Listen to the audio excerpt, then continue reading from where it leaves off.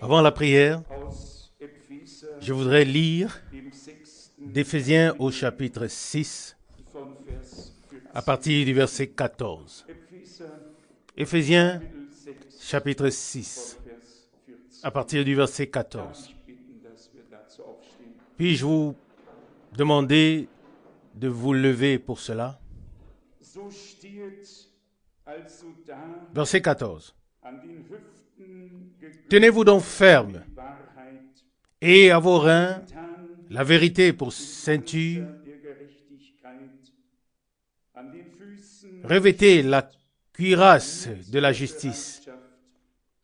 Mettez pour chaussure à vos pieds le zèle pour proclamer l'évangile de paix. Verset 16. Par-dessus tout cela, prenez le bouclier de la foi, avec lequel vous pourrez éteindre tous les traits enflammés du malin. Verset 17. Prenez aussi le casque du salut et l'épée de l'esprit,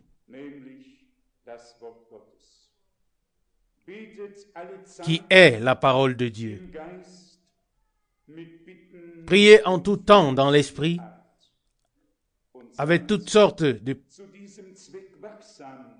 supplications et de prières, et veillez à cela avec une entière persévérance en intercédant pour tous les saints. Verset 19. Et pour moi aussi, afin qu'il me soit donné lorsque j'ouvre la bouche, de parler avec assurance pour faire connaître le mystère de l'Évangile. Jusqu'ici, la parole de Dieu. Prions. Père céleste, dans une profonde crainte devant toi, devant ta sainteté, devant ta majesté, crainte pour ta parole, nous nous prosternons dans la poussière. Nous levons les yeux vers toi, le Dieu vivant, qui nous a appelés, qui nous a rachetés, qui nous a fait grâce et qui a fait de nous son peuple qui lui appartient. Bon berger, nous te remercions de ce que tu as donné ta vie pour les brebis. Aujourd'hui, nous sommes ici pour que tu nous conduises dans les verts pâturages et vers les eaux fraîches. Dieu Tout-Puissant, nourris-nous de ta parole. Abreuve-nous de ton esprit.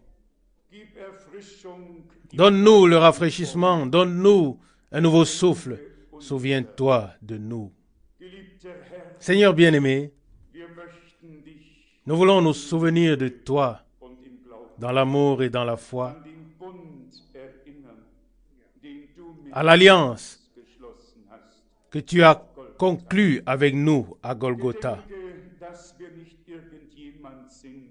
Souviens-toi que nous ne sommes pas n'importe qui, mais le peuple de la nouvelle alliance. Le peuple qui t'appartient, pour lequel tu es venu et as donné ta vie, a versé ton sang pour nous racheter. Seigneur bien-aimé, nous te rappelons tes promesses que tu nous as faites ou que tu as faites en général et pour ces jours. Grand Dieu dans le ciel, que ton œuvre puisse demeurer sur ton cœur. Élève-toi sur ton trône sacré et étends ta main droite qui conserve éternellement la victoire. Relève-nous. Sauve ceux qui sont perdus. Libère ceux qui sont liés. Et bénis-nous de la richesse de ta grâce. Nous te prions pour ta bénédiction, pour la conduite de ton esprit. Et comme ton serviteur Paul a demandé, qu'il lui soit donné la parole qu'il doit apporter. Je te prie de tout cœur, donne-nous maintenant la parole, les passages bibliques que tu veux nous donner. Amen. Qu'il y en ait quelque chose pour chacun, pour tous les nouveaux venus ou pour ceux qui vont venir et pour tout le monde. Bien-aimé Seigneur, tu es un grand Dieu et nous avons le privilège d'être ton peuple. Pardonne-nous toutes nos fautes. Que ton sang puisse parler maintenant pour nous. Ô Dieu, accorde-nous aujourd'hui une réunion avec toi en ta présence. Accorde-nous la connexion avec toi par ta parole et par ton esprit. Fidèle Seigneur, nous te confions tout et nous te prions. Sois miséricordieux envers nous et sois avec nous dans le saint nom de Jésus. Amen. Amen. Vous pouvez vous asseoir.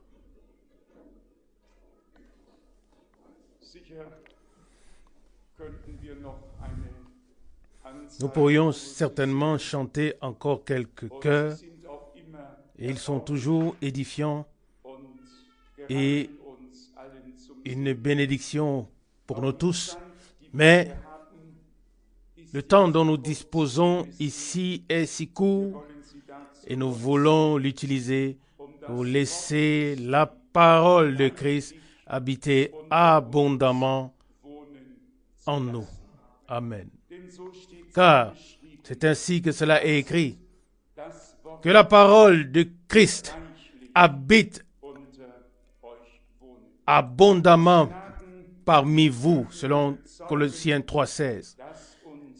Et par grâce, nous pouvons témoigner que la parole de Dieu n'est pas pour nous une lettre morte et inconnue, mais une révélation vivante de Dieu par le Saint-Esprit. Amen. On le remarque toujours davantage lorsqu'on rencontre des personnes qui ne l'ont jamais entendu ni vu. Nous avons compris que toutes choses auront une fin, mais que la parole de Dieu demeure éternellement. Et tous ceux qui ont reçu la parole de Dieu en eux demeurent avec la parole de Dieu éternellement, car ils sont devenus une partie de la parole. J'ai revu le frère de Syrie qui a traduit la première brochure et maintenant les choses sont également imprimées en arabe ou dans la langue arabe. Il m'a donné des adresses en Jordanie et en Égypte. J'ai déjà prêché dans ces pays, mais j'ai toujours rencontré des personnes qui avaient une haine profonde envers le peuple d'Israël. Et je ne peux pas m'associer à des gens qui n'aiment pas le peuple de Dieu. Pour moi, le respect de la décision divine reste une priorité. Dieu a choisi Abraham, Isaac et Jacob. Dieu a choisi le peuple d'Israël et ainsi nous sommes très très reconnaissants de ne faire aucun compromis à ce sujet. Je ne peux tout simplement pas faire de compromis. Je peux rester tactique, je peux faire preuve d'un peu de diplomatie lorsque cela s'impose, mais je ne peux pas faire de compromis au détriment ou au prix de la vérité. C'est impossible, car Si nous qui avons reconnu la vérité ne la proclamons pas, qui la proclamera? Frère Branham a un jour prêché un sermon intitulé « L'Éden de Satan ». Et Satan a réussi à égarer l'humanité de la manière la plus pieuse qui soit, au point que cela soit vraiment troublant. Ce que l'on a pu lire il y a quelques jours dans les journaux, dans la presse, au sujet de ce qui s'est passé à Vienne, a renversé ou a bouleversé plus d'un. Mais ce qui n'a pas été rendu public, c'est qu'un grand nombre de personnes ont participé à de telles réunions. Ils ont trouvé leur inspiration et ont ensuite agi en conséquence. Il se passe tellement de choses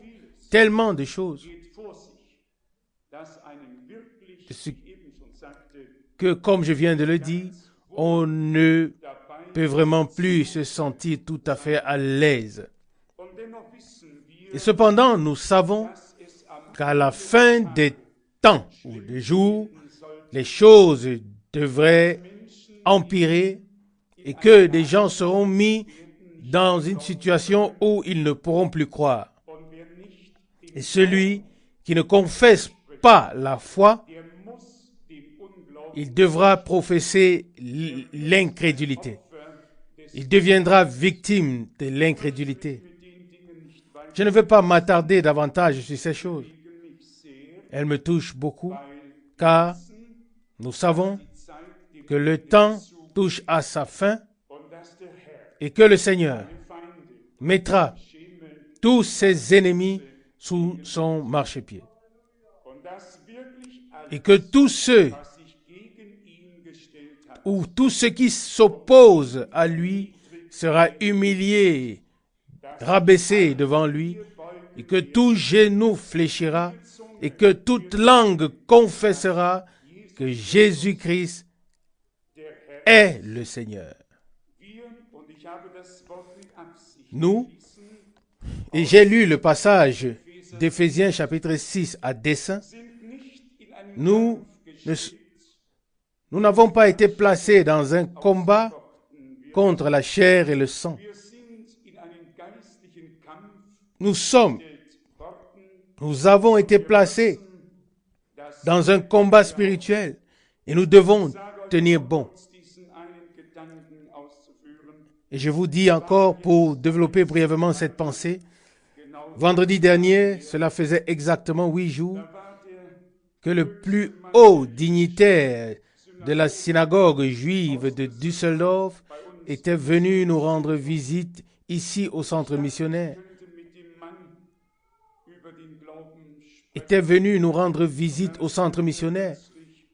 Et je pensais pouvoir parler de la foi avec cet homme.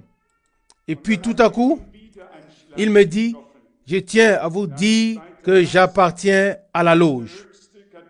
Et ça m'a vraiment touché. Et quand j'ai lu que le plus haut dignitaire catholique de Paris est un juif qui s'est converti au catholicisme, alors j'ai vraiment eu un frisson dans le dos. Il y a actuellement un tel mélange comme jamais auparavant. Tout est tellement mélangé que plus personne ne s'y retrouve plus et que tout le monde est induit en erreur. Mais il existe une église du Dieu vivant, une troupe rachetée par le sang, qui a été transportée du royaume des ténèbres pour le royaume de la lumière. Amen. Et par grâce, nous pouvons en faire partie. Amen. Que tous les autres accomplissent leurs tâches. Nous voulons veiller à ce que nous puissions vraiment accomplir les tâches que Dieu nous a confiées par grâce et avec son aide. Amen. Je voudrais revenir brièvement sur Éphésiens chapitre 6. sur le verset 15.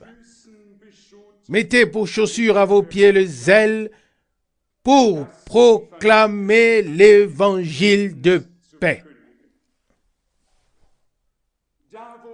Là où il y a la paix, ou là où la paix est établie, il doit y avoir réconciliation. Et là où il y a la réconciliation, il doit y avoir du pardon.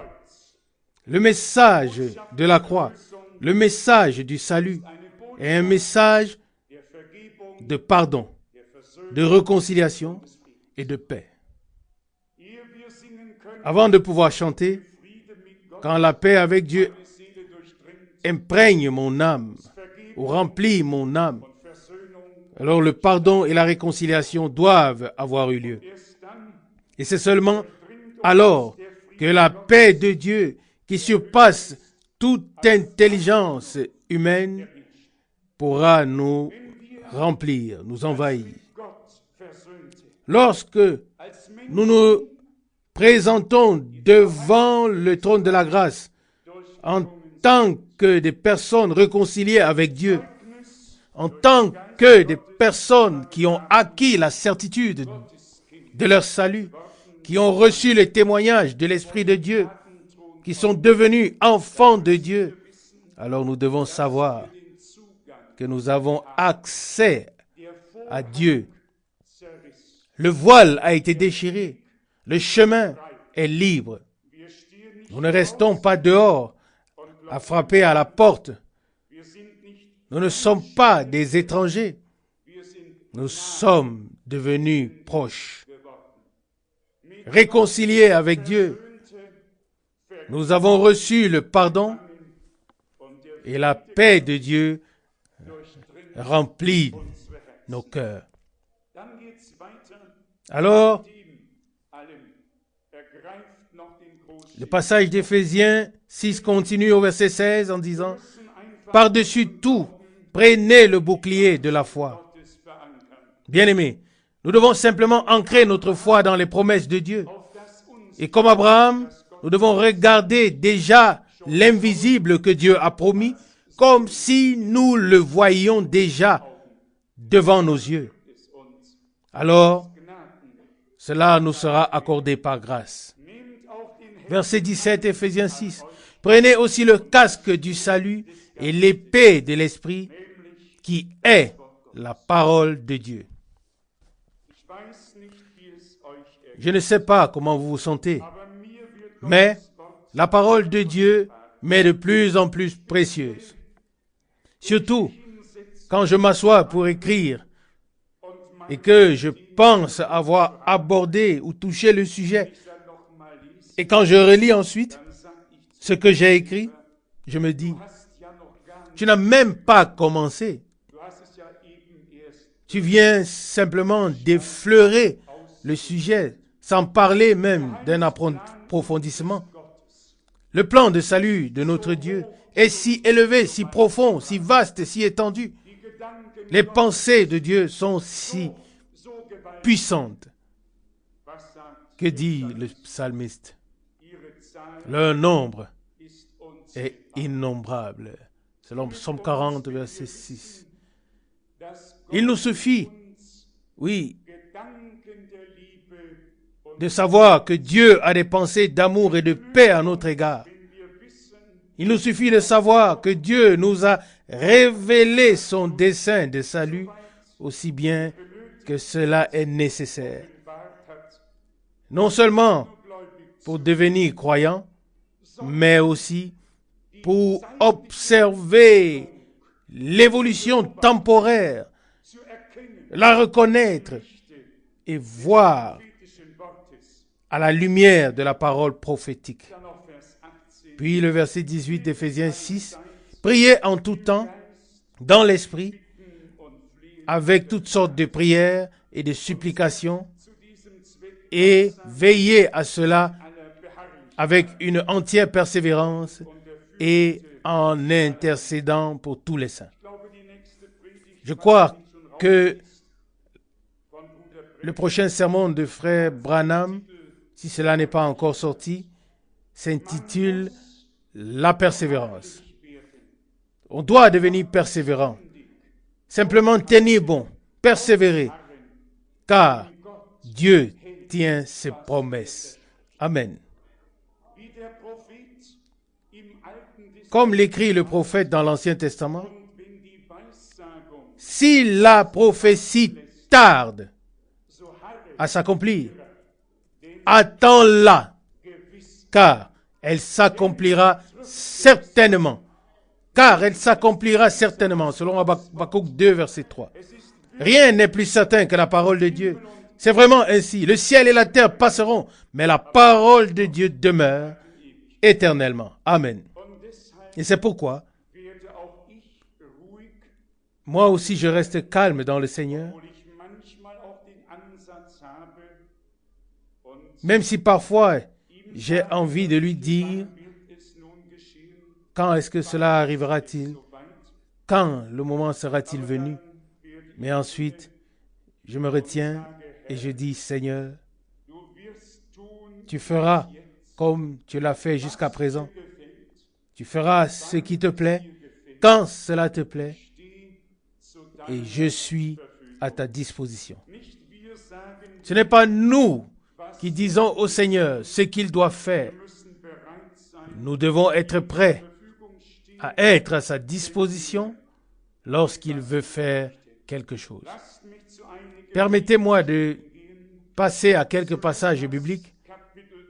Luc chapitre 10, Luc chapitre 10.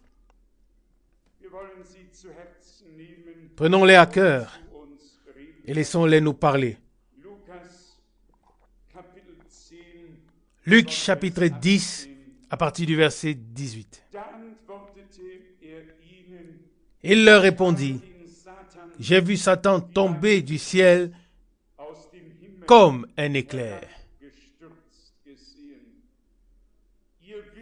Vous savez que je vous ai donné le pouvoir de marcher sur les serpents et les scorpions et la puissance sur toute l'armée de l'ennemi et il ne pourra vous faire aucun mal. » Amen. Je lis cette parole dans le but que personne n'ait à craindre quoi que ce soit. Satan peut mettre toute la terre sans dessous, sans dessus. Tu n'as pas à avoir peur. Jésus-Christ a vaincu et triomphé de Satan et des puissances des ténèbres. Amen. Et Jean écrit, « Celui qui est en vous est plus fort que celui qui est dans le monde. » 1 Jean 4, verset 4. Croyez-vous cela? Qui est le Tout-Puissant? Dieu seul et personne d'autre, n'est-ce pas? Et c'est ainsi que nous devons toujours rendre gloire à Dieu dans notre foi. Amen. Ne parlons pas de la puissance de Satan. Il peut faire ce qu'il veut. Cela n'importe pas, ou ne m'importe pas, ou seulement de manière marginale pour comprendre certaines choses. Mais Dieu seul est tout-puissant. Et Jésus dit ici, « J'ai vu Satan tomber du ciel comme un éclair. » Verset 18, Luc 10. Il n'est vraiment pas seulement suspendu avec beaucoup de difficultés après une longue lutte. Non, il a été saisi et précipité.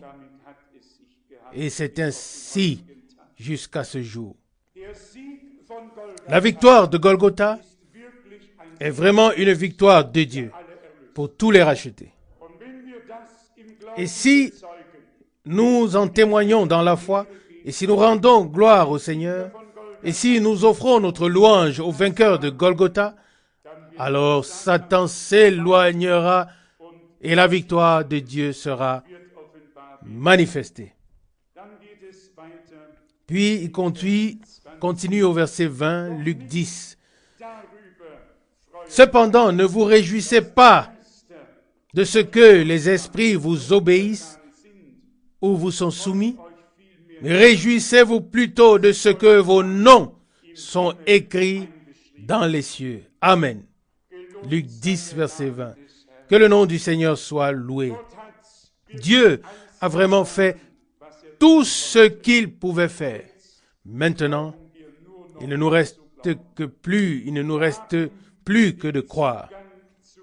Nous avons accès à tout ce que Dieu nous a préparé sur base de l'œuvre de rédemption accomplie à la croix de Golgotha.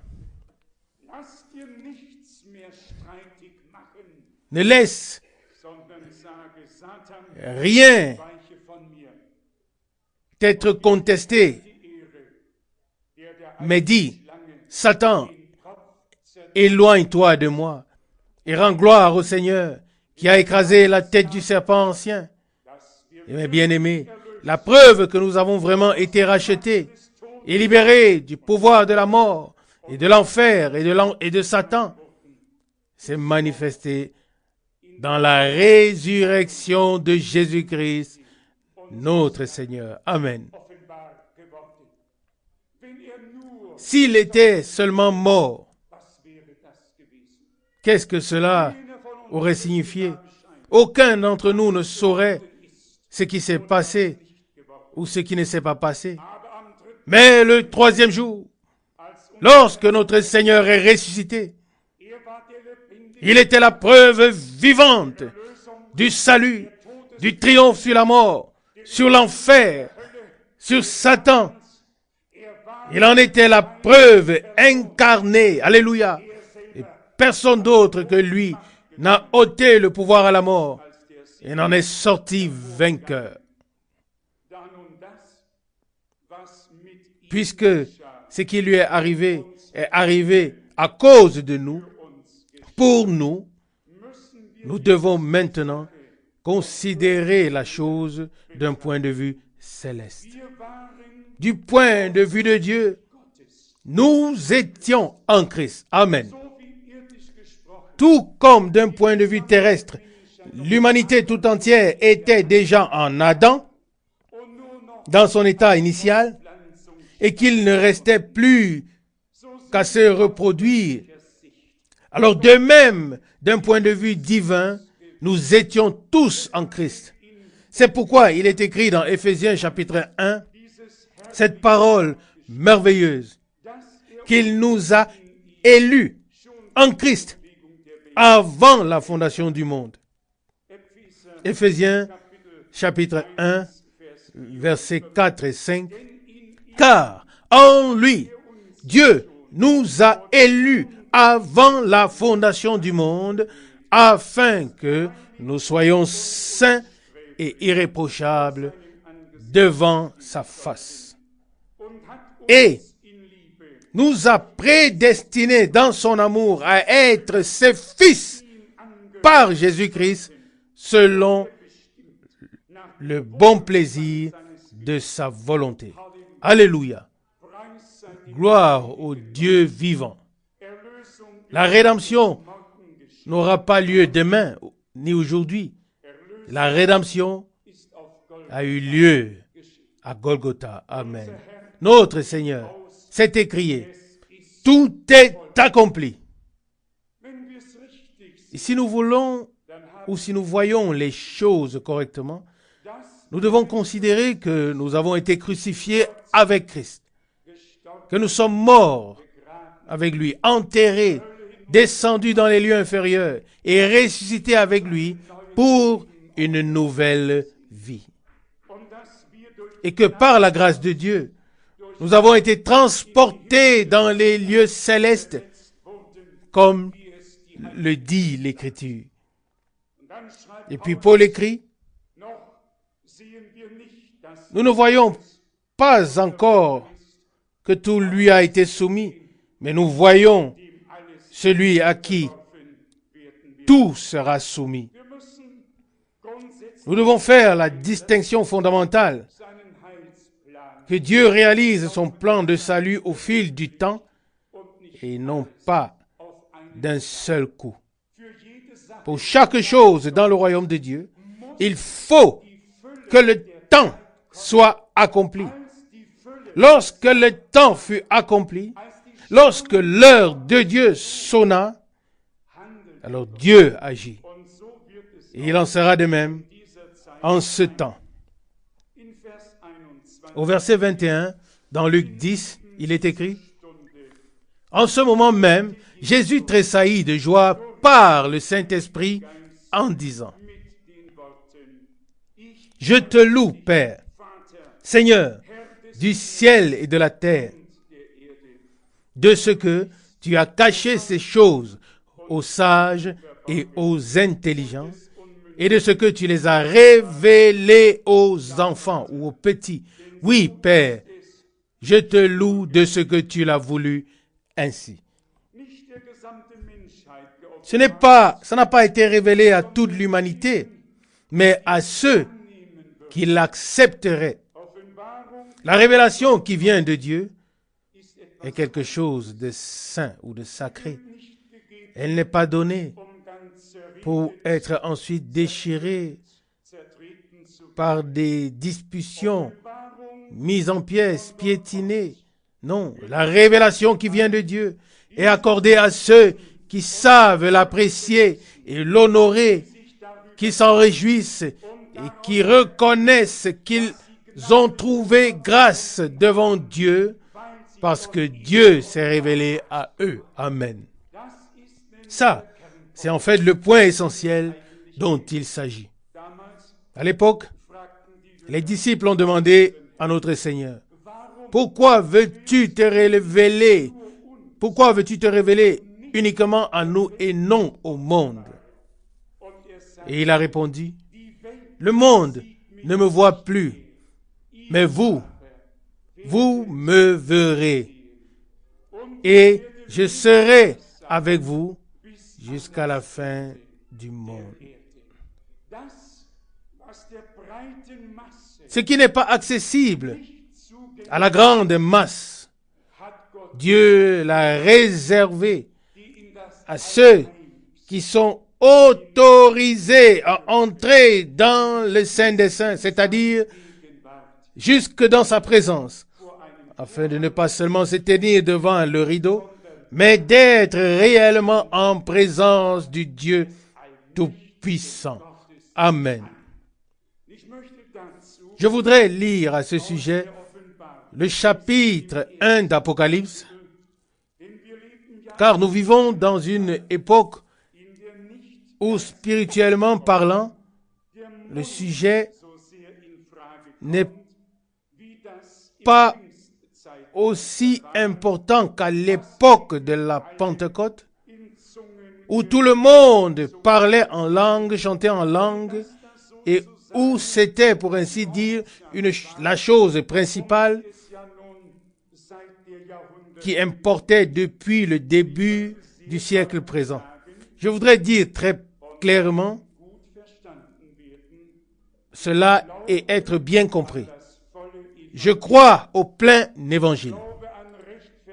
Je crois en la justification, en la sanctification, au baptême d'esprit et de feu.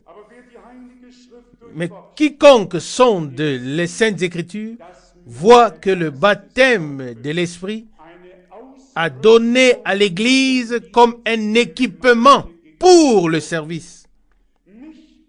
Il ne s'agit pas d'une seule chose qui fait ensuite l'objet de disputes, mais bien d'une effusion de tous les dons de l'Esprit qui étaient présents lors de l'effusion de l'Esprit. C'est pourquoi les 9 dons spirituels sont énumérés dans le chapitre 12 de 1 Corinthiens et leur application est montrée dans le chapitre 14 de 1 Corinthiens et ainsi de suite. Mais cela va encore plus loin. Frère Branham a en effet décrit le corps du Seigneur dans sa croissance. Il a pris la parole de notre Seigneur qui mentionne le grain de blé. Il dit d'abord la pousse apparaît, on voit 2 petites feuilles qui poussent, puis vient la tige, puis l'épi, et enfin le blé mûr dans l'épi. On peut dire que lorsque le laboureur regarde son champ de blé, qui est peut-être grand, il peut dire, j'ai un blé magnifique.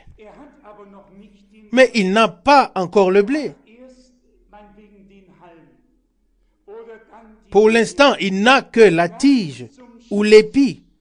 Mais c'est tout à la fin, au moment de la moisson, au moment de la maturité, que toute la vie qui s'est frayé un chemin depuis le début et qui est montée de plus en plus haut, et alors cette vie est alors rassemblée dans l'épi sous forme de blé. Et le blé qui est alors rassemblé dans l'épi a les mêmes propriétés, la même composition que le blé qui a été semé. Est-ce vrai ou non? Pour le savoir, personne n'a besoin d'être agriculteur. Déjà à 13 ans, je devais travailler dans les champs. Je m'y connais vraiment assez bien en agriculture. Tout en haut, au dernier niveau, dans la dernière phase, on atteint le point où le blé était lorsqu'il est tombé à terre, dans la terre. Et Jésus a dit, si le grain de blé tombé en terre reste seul,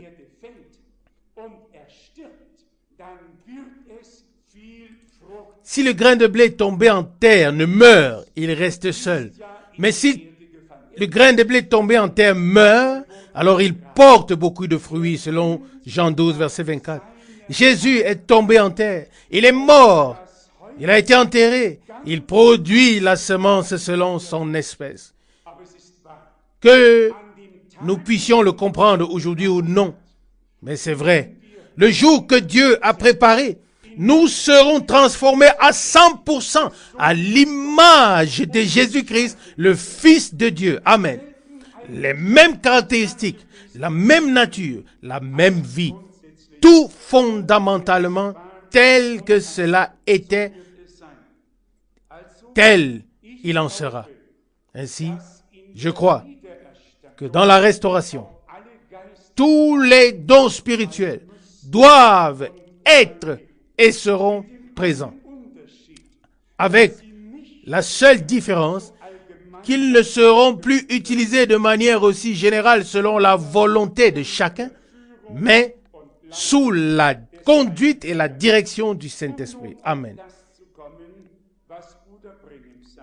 Pour en venir à ce que Frère Branham avait dit, il a comparé l'ère pentecôtiste ou l'âge pentecôtique avec le parler en langue tout naturellement, avec le développement qui se produit dans l'Église, et a dit, l'Église est donc bien remplie et la vie est déjà arrivée jusqu'à la bouche. Alors on parlait en d'autres langues, on remuait les lèvres. Puis il a continué en disant, depuis lors, l'avancement divin est passé de la bouche aux yeux, puis aux oreilles. Aujourd'hui, il ne s'agit pas seulement d'être inspiré, béni, d'avoir des sentiments merveilleux et de parler en langue. Hier soir, j'ai parlé en langue pour la dernière fois. Lorsque j'ai plié les genoux et que j'ai remis les réunions entre les mains du Seigneur.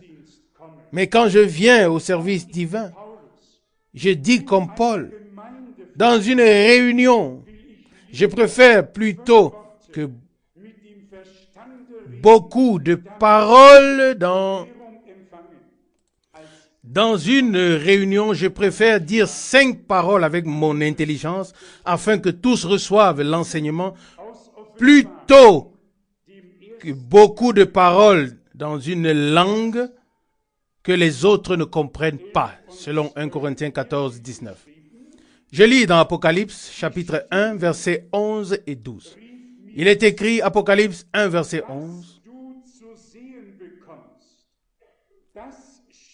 La voix qui disait, ce que tu vois, écris-le dans un livre et envoie-le aux 7 églises. Ici, il est question de voir. Vous savez que dans l'Ancien Testament, les prophètes étaient appelés voyants. Ils voyaient ce que Dieu leur montrait. Jean voyait. Et ce qu'il voyait, il devait l'écrire afin que nous puissions l'entendre, afin que cela parvienne à nos oreilles. Et pas seulement à nos oreilles, mais aussi dans nos cœurs, afin que cela devienne une révélation pour nous. Verset 11, Apocalypse 1. Ce que tu vois, écris-le dans un livre et envoie-le aux 7 églises.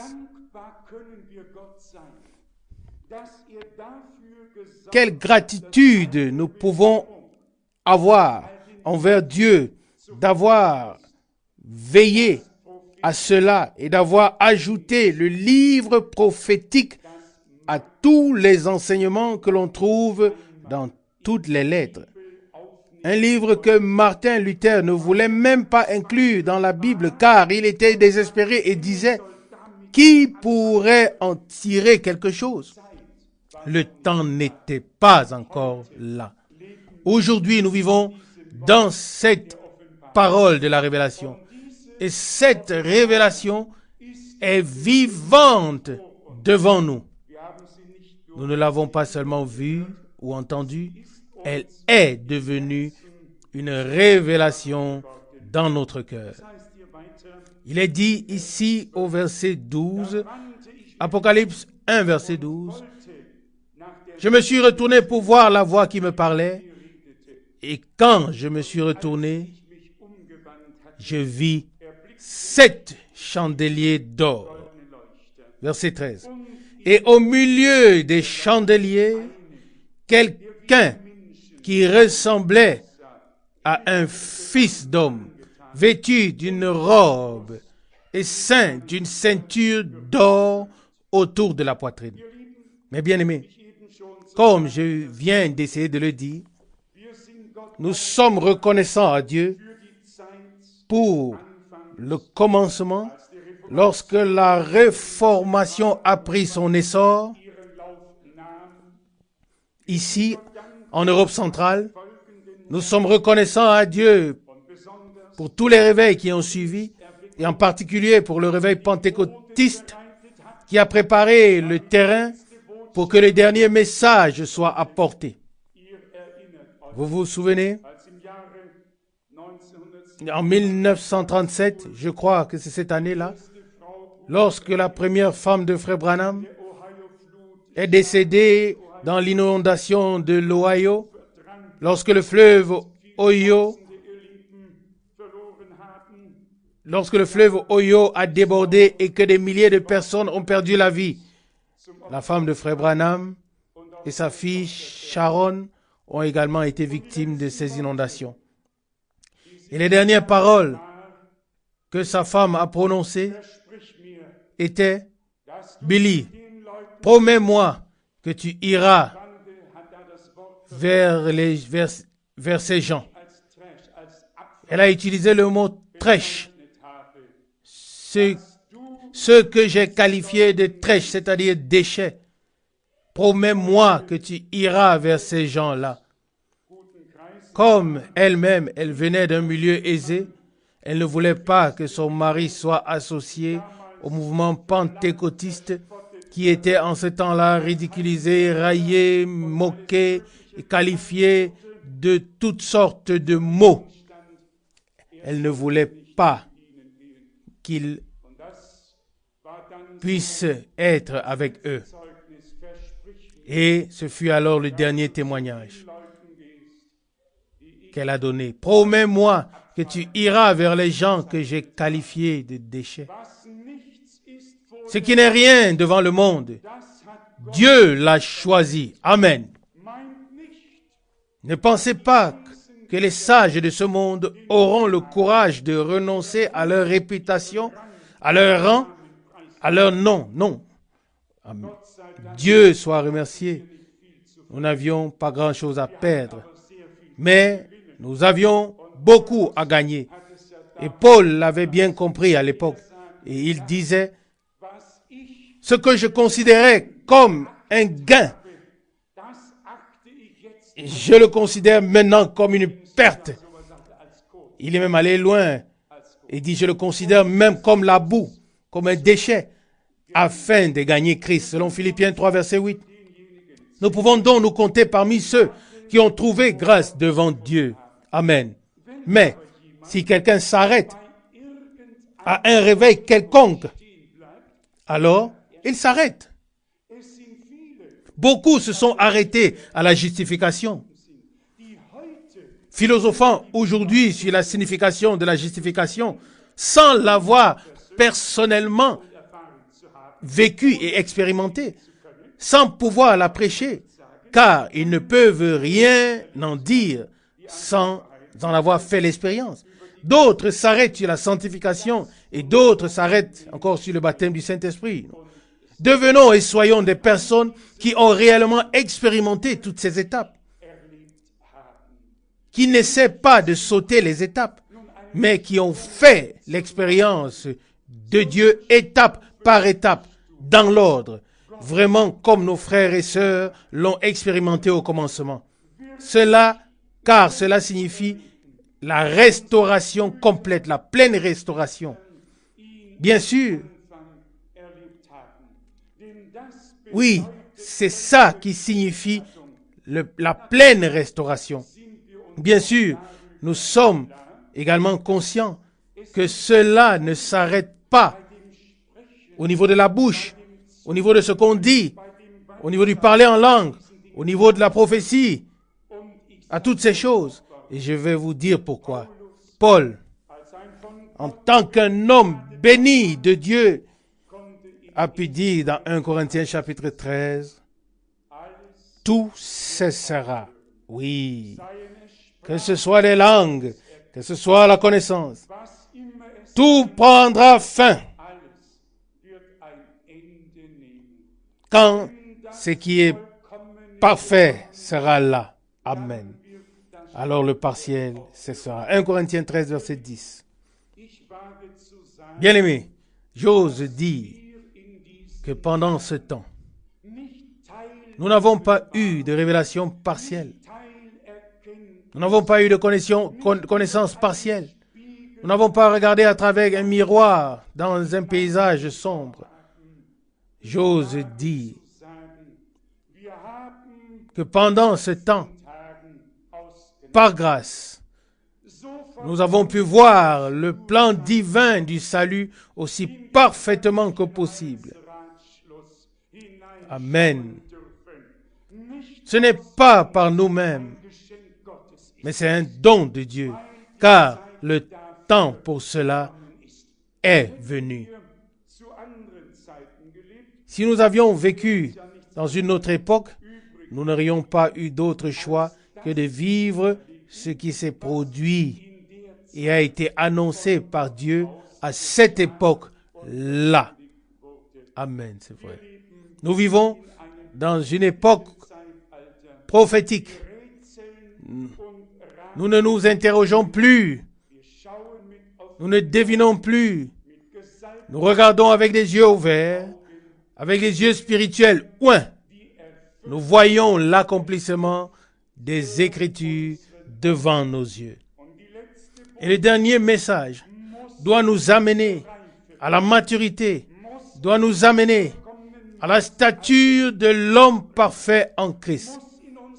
Il doit nous conduire à il doit produire en nous les mêmes vertus, les mêmes qualités, la même vie qui était en Christ. Il doit à la fin aboutir à la maturité dans l'Église du Dieu vivant.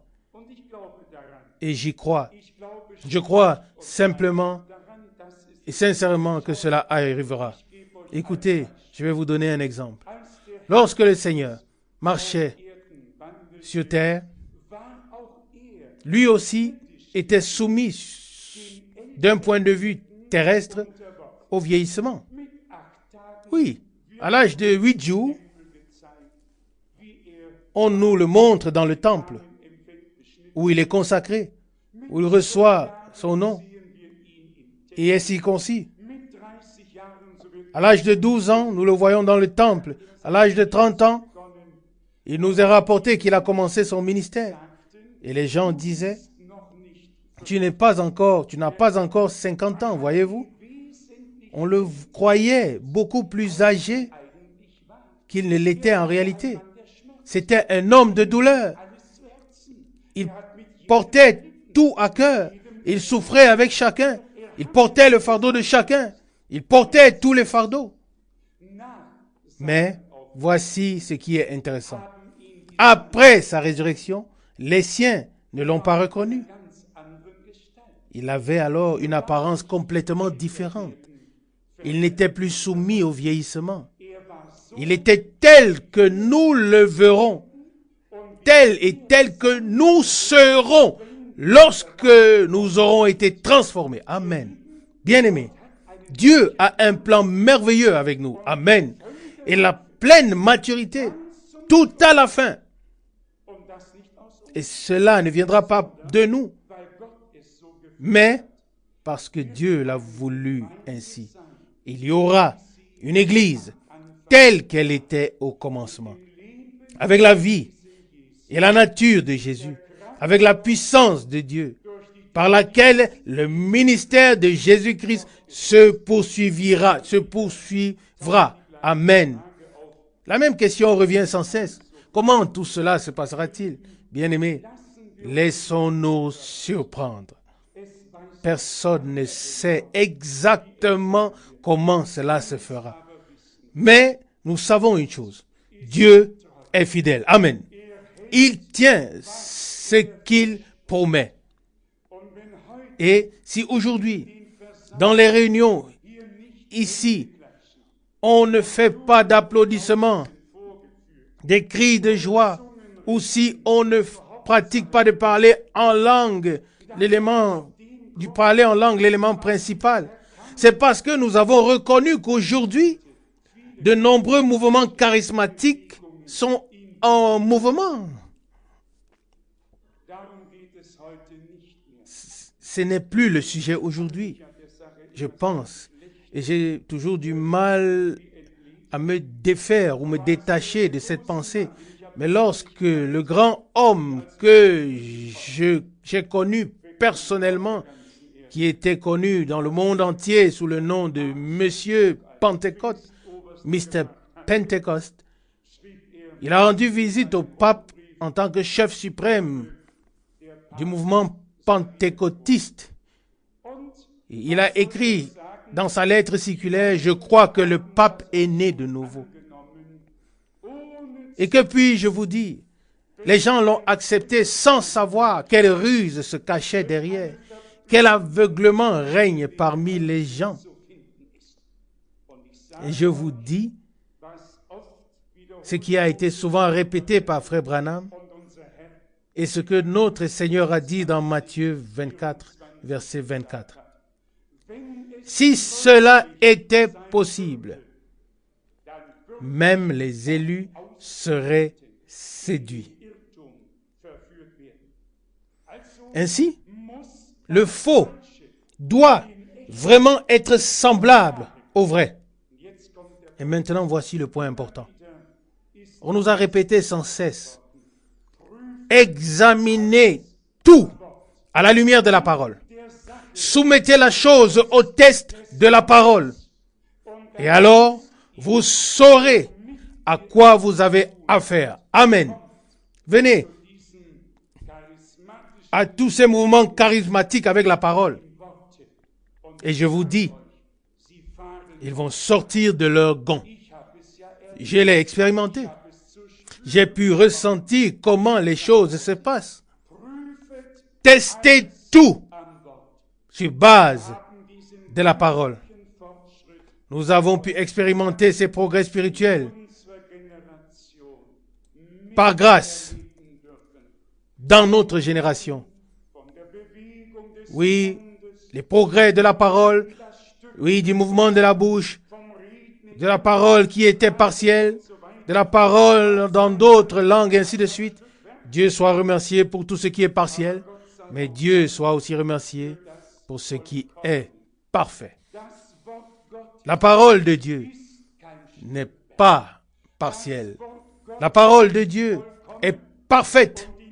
Et comme je l'ai déjà dit ces derniers jours, ce ne sont pas des vérités partielles ou des connaissances partielles qui ont été présentées. Il a plu à Dieu, par une révélation directe, de mettre son peuple à l'heure.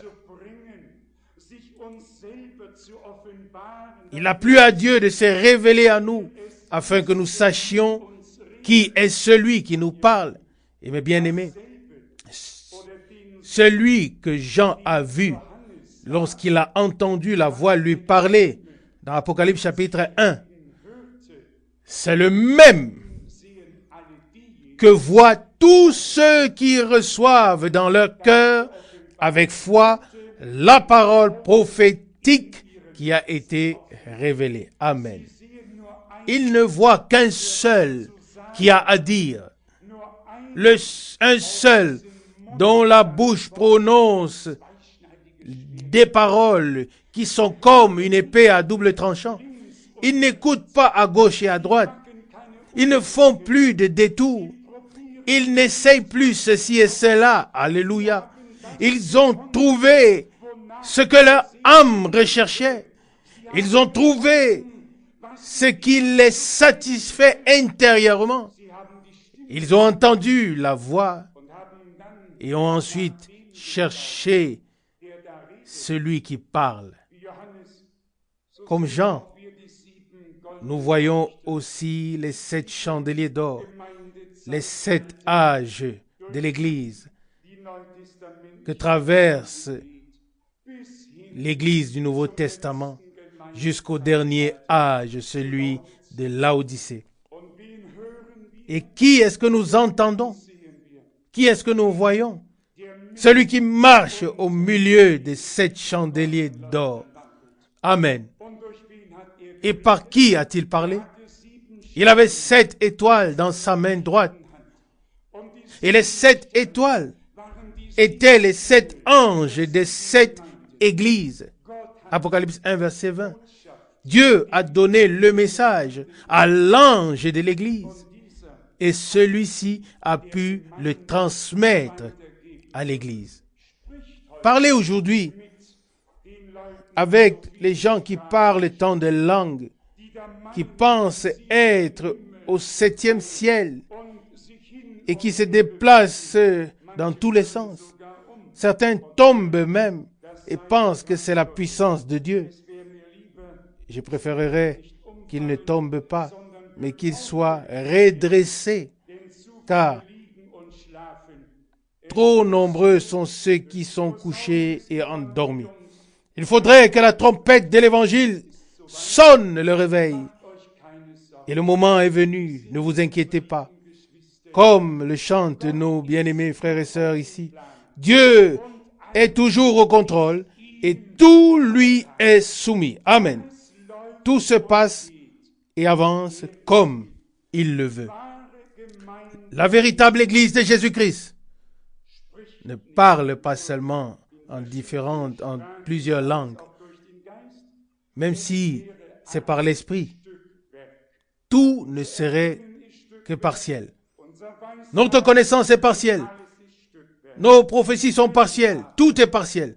Mais quand ce qui est parfait sera venu, ce qui est partiel disparaîtra. Bien-aimés, je ne veux rien établir de manière doctrinale, mais j'ose dire que le message que Dieu nous a donné dans sa parole n'est pas une compilation de toutes les choses partielles, mais la révélation parfaite de Jésus-Christ, la révélation parfaite de la volonté et de la parole de Dieu, la révélation parfaite de toutes les choses qui étaient restées cachées jusqu'à présent. Amen. Et tous ceux qui ont fait des recherches, vous pouvez lire dans l'histoire de l'Église, leur connaissance était partielle et ils ne pouvaient rien à cela. Le temps n'était pas encore là.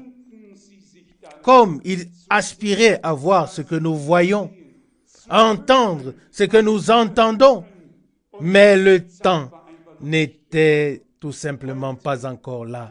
Aujourd'hui, nous pouvons nous rassembler devant Dieu avec reconnaissance et dire en toute sincérité, ce qui n'était pas ou n'avait pas été proclamé et révélé pendant les 2000 ans du temps de la grâce du Nouveau Testament, comme cela a maintenant été révélé à ces saints apôtres et prophètes. Oui, c'est ainsi. Ce que l'on ne connaissait à aucun moment, nous le connaissons aujourd'hui. Et ce que l'on n'aurait jamais entendu et compris dans la vue d'ensemble, nous l'entendons et le comprenons maintenant. Une croissance spirituelle. Non pas parce que nous sommes meilleurs que les autres. Non, cela n'a rien à voir avec cela. Simplement, lorsque le temps fut accompli, ceci est le jour. Ceci est le temps que les apôtres et les prophètes auraient aimé voir et vivre. Ils nous ont précédés. Que pouvait faire Daniel lorsqu'on lui a dit « Scelle le livre, scelle-le jusqu'au temps de la fin. » Jusqu'au temps de la fin. Daniel 12, verset 4. Alors, beaucoup le liront et la connaissance augmentera. Beaucoup, oui, beaucoup lisent aussi dans notre époque. À votre avis, combien de personnes lisent le dernier livre de la Bible? Mais laissez-moi aujourd'hui vous dire, vous aussi, chers amis qui êtes nouveaux, je le dis avec un cœur humble, sans vouloir blesser qui que ce soit. Je le dis avec amour. Tout le monde peut lire. Chaque professeur, chaque enseignant, chaque pasteur, chaque missionnaire. Mais, qui peut le comprendre? Uniquement ceux qui reconnaissent et respectent l'œuvre de Dieu, la décision de Dieu, le ministère que Dieu a destiné pour ce temps, qui classe bibliquement l'action salvatrice de Dieu et qui reconnaissent que Dieu devait envoyer un prophète pour classer parfaitement la partie prophétique de l'histoire du salut. Tous les autres continueront à lire. Ils pourront même vieillir comme Méthusalem et ne comprendront même pas le début des choses. Nous devons d'abord respecter l'ordre divin, tout en premier, à savoir que le Seigneur avait 7 étoiles dans sa main droite et que ces 7 étoiles sont les 7 anges, les 7 messagers que Dieu a utilisés pour parler au cours des 7 âges de l'Église. Pas seulement des hommes qui parlent de Dieu, mais des hommes à travers lesquels Dieu pouvait parler. Amen. Et c'est justement la grande différence dans cette génération. Il y a beaucoup d'évangélistes qui parlent de Dieu. Mais nous pouvons aussi dire humblement ici, Dieu a pu parler à travers Frère Branham. À travers lui, il a pu nous dire librement et ouvertement, sans condition, sans énigme, sans utiliser de paraboles, et surtout les choses qui nous sont si précieuses en tant que révélation. Oui, sur ces choses, d'autres trébuchent et tombent. Cela m'a fait penser à un médecin, un des meilleurs chirurgiens de Wuppertal chez nous, qui, lorsqu'il a entendu ce que Frère Branham disait au sujet de la chute, il est venu chez moi avec quelques frères et a dit, « Frère Franck, je dois te mettre en garde au nom du Seigneur. Ce Branham était un faux enseignant. » Et puis bien sûr, en tant que médecin-chef, un grand homme, un chirurgien très connu, il a ensuite longuement parlé de Frère Branham. Et je lui ai dit, à ta place, je ne jugerai pas. Je me tairai, je laisserai la chose. Et puis, il m'a même menacé de mort. Il a dit, si tu n'arrêtes pas immédiatement, tu seras frappé d'un coup soudain par le Seigneur et tu seras rappelé à la maison. Il a spécialement décrit ce qui s'est passé dans le jardin d'Éden avec des mots méchants comme étant abominables. Que puis-je vous dire? Peu de temps après, ce même médecin qui avait opéré de nombreuses personnes, qui étaient croyants et qui baptisaient même au nom de Jésus-Christ, s'est retrouvé à l'hôpital universitaire de Düsseldorf et est mort pendant l'opération qui était pratiquée sur lui. On n'a pas le droit de se moquer de Dieu. On n'a pas le droit de toucher aux prophètes de Dieu. Il est écrit, ne touchez pas à mes oints et ne faites aucun mal à mes prophètes. Psaume 105, verset 15. C'est ce qui est écrit dans la Bible. Bien-aimés, nous n'adorons aucun homme, loin de nous. Mais nous reconnaissons avec gratitude que Dieu a envoyé un homme comme Élie, qui n'est pas allé voir le pape pour donner un baiser sur sa bague et s'agenouiller devant lui. Mais lorsque l'interview devait avoir lieu cet après-midi-là, Frère Branham a demandé ce qu'il devait faire. Il devait absolument aller voir le pape. C'était le souhait des hommes d'affaires. Et il a demandé, que dois-je faire là-bas?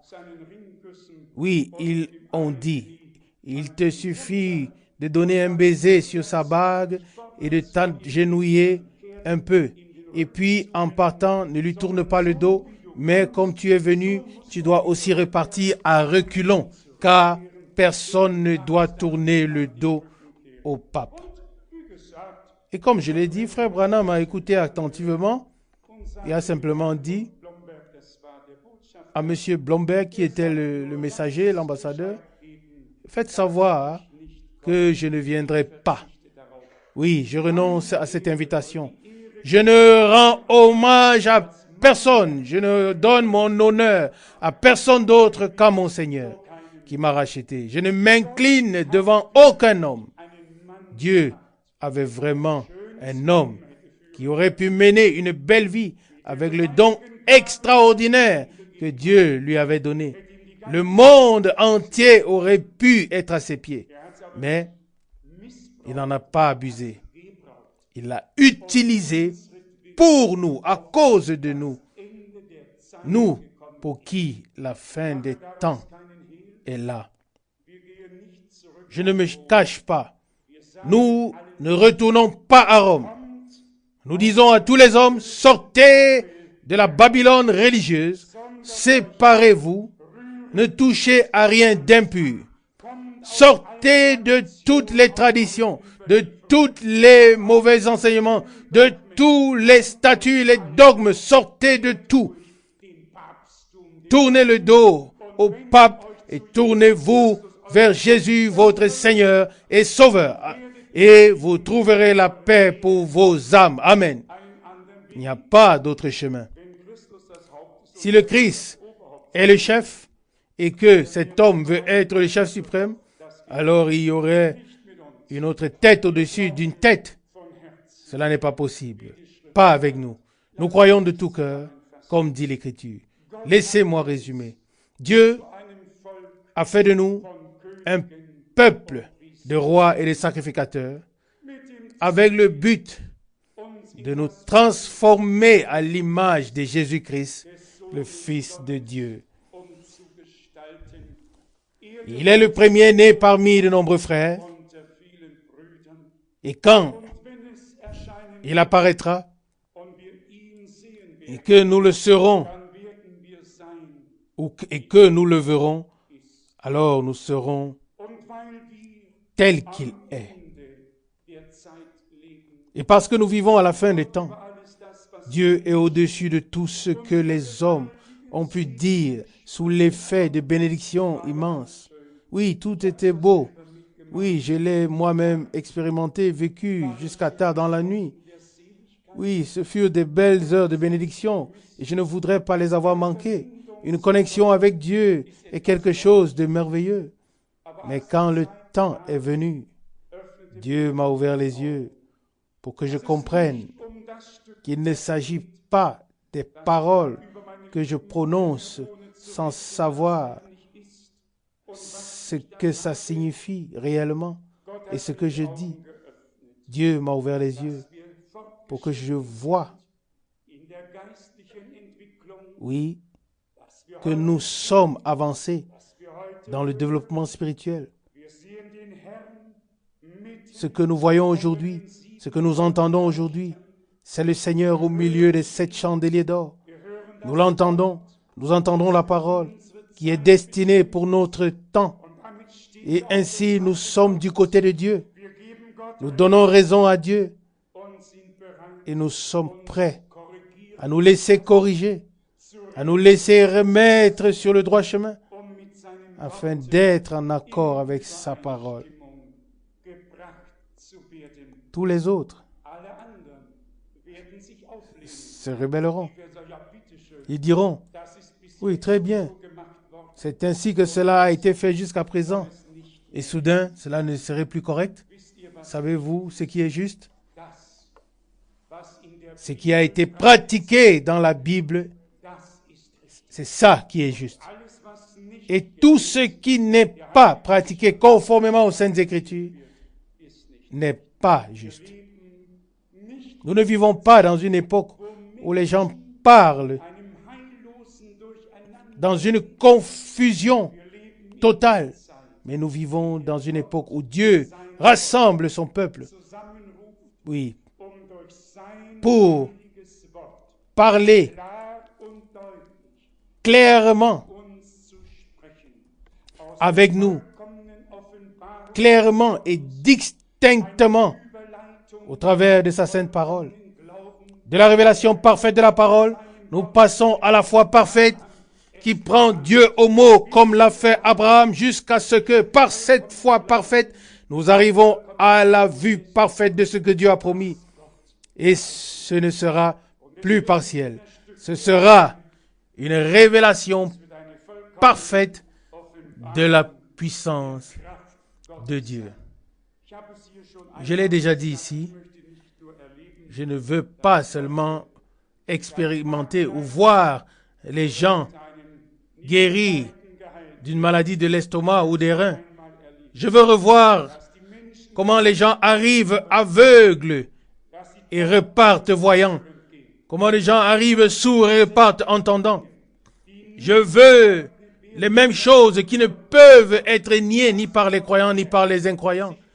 Je veux que Dieu, le Seigneur, puisse se révéler à la fin comme il l'a fait au commencement.